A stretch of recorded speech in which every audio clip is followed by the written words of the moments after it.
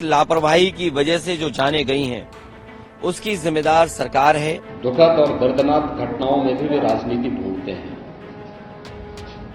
और ऐसे लोगों की ये फितरत है कि चोरी भी और सीना चोरी भी। तो हाथरस हादसे पर आमने सामने आ गए हैं अखिलेश योगी।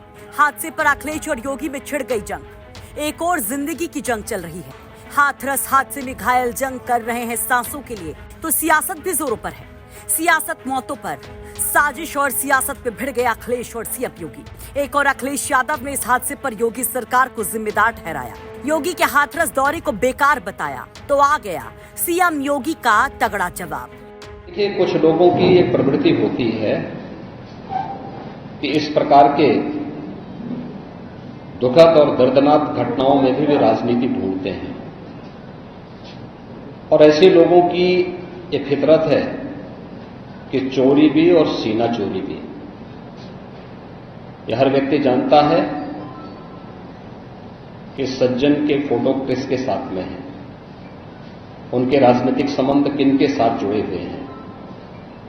तो स्वाभाविक रूप से आप लोगों ने इस बात को देखा होगा कि पिछले दिनों रैलियों के दौरान इस प्रकार की भगदड़ कहां मचती थी और कौन इसके पीछे थे। और मुझे लगता है उसकी तह में जाना आवश्यक है। जो लोग निर्दोष लोगों के जीवन के साथ खिलवाड़ करते हैं और उनकी जवाबदेही भी इसके साथ तय होगी। किसी भी प्रकार से डिनाई नहीं कर सकते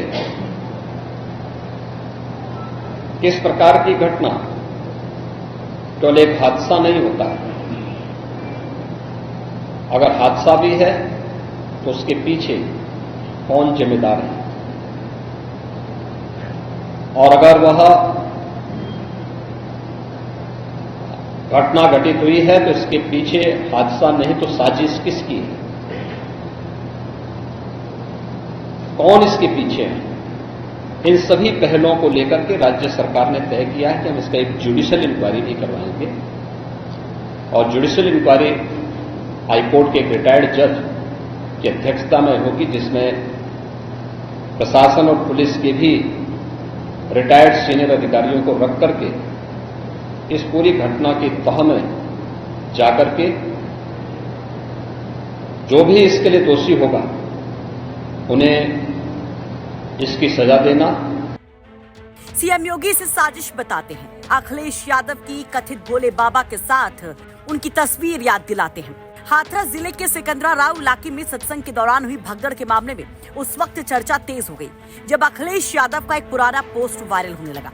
अखिलेश यादव ने सोशल मीडिया प्लेटफॉर्म पर 3 जनवरी 2023 को शाम 7 बजे के आसपास भोले बाबा के पंडाल की तस्वीर शेयर की थी, जिसमें खुद अखिलेश यादव और कथित भोले बाबा नजर आ रहे हैं। इस तस्वीर के साथ अखिलेश ने लिखा, नारायण सरकार हरि की संपूर्ण ब्रह्मांड में सदा सदा के लिए जय जयकार हो। जिसके बाद इस हादसे को लेकर बीजेपी के नेता अखिलेश यादव को घेरने लगे, तो अखिलेश यादव ने भी इस पर अपना जवाब दिया। देखिए, बीजेपी कितना घटिया काम कर सकती है। बीजेपी किसी भी नीचाई तक जा सकती है। बीजेपी का अगर आप, जैसे आप पत्रकार साथी हैं, अगर आप उनके मन की बात ना करो, मन मर्जी की बात ना करो, तो सबसे पहला काम होगा आपको नौकरी से निकालना और दूसरा काम होगा उस चैनल का बजट कम करना। ये कोई नई बातें हैं क्या? अच्छा, बीजेपी ये जो काम करती है, आप इतने जागरूक लोग हो, पार्लियामेंट दो पार्लियामेंट बिल्डिंग के बीच में खड़े हो, तब भी आप नहीं जाग रहे हो, बताओ। इसीलिए मैंने कहा था कि मंत्रिमंडल बदलेगा, मित्र मंडल बदलेगा। अब मीडिया मंडल नहीं बदल पाए तो क्या, यहाँ खड़े हैं हम लोग। और अगर इस तरह के लोग आ रहे थे तो अपनी फोर्स क्यों नहीं बढ़ाई उन्होंने?